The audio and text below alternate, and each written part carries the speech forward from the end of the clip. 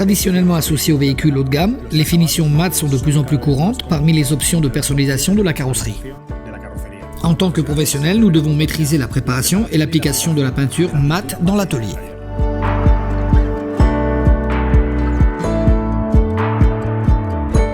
Le vernis mat donne à la surface une micro-rugosité, de sorte que la lumière directe est réfléchie de manière diffuse dans toutes les directions, ce qui diminue la perception de l'aspect brillant. Pour obtenir le niveau de brillance requis pour chaque réparation, nous allons jouer avec le mélange des différents vernis. Nous prenons comme référence la fiche technique du produit pour connaître le ratio de mélange en fonction du pourcentage de brillance à appliquer. Nous préparerons différents mélanges en combinant le vernis mat et le vernis brillant en fonction du tableau de la fiche technique. Nous appliquons ensuite chaque mélange sur différentes plaquettes métalliques d'échantillons et vérifions avec la surface à réparer laquelle correspond le mieux en termes de brillance, de couleur et de texture. Il est conseillé de conserver les échantillons effectués afin de les utiliser lors de futures réparations.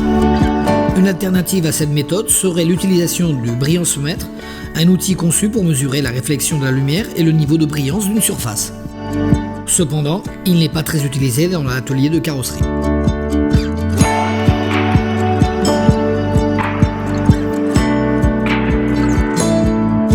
Tout d'abord, il sera nécessaire de procéder à une bonne incorporation du vernis mat avant son utilisation, ainsi que d'obtenir un mélange homogène de la combinaison de vernis à utiliser.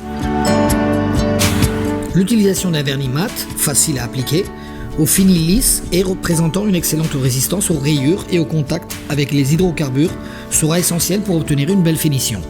Il est très important de respecter la quantité précise de durcisseur à inclure en fonction de la fiche technique du produit.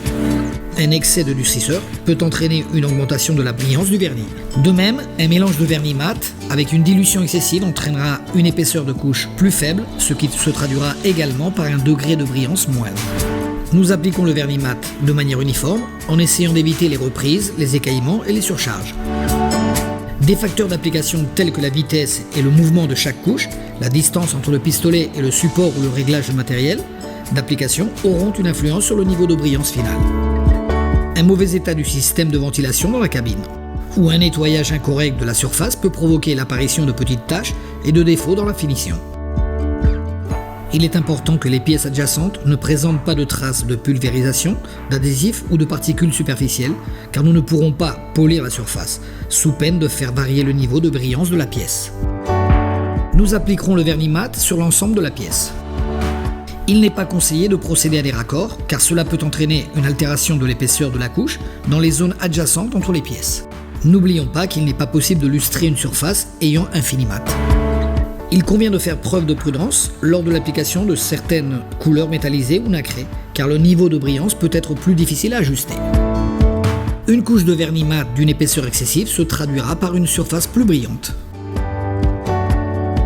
Une épaisseur appropriée sera d'environ 50 microns. En outre, une application trop humide entraînera une diminution de la texture et une brillance finale trop importante. En revanche, une application trop sèche entraînera une finition non uniforme.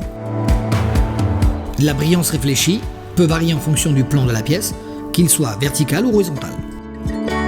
Afin d'obtenir un brillant uniforme, il est conseillé de préparer une plaquette métallique d'échantillons de la même couleur et avec la même orientation que la pièce à peindre.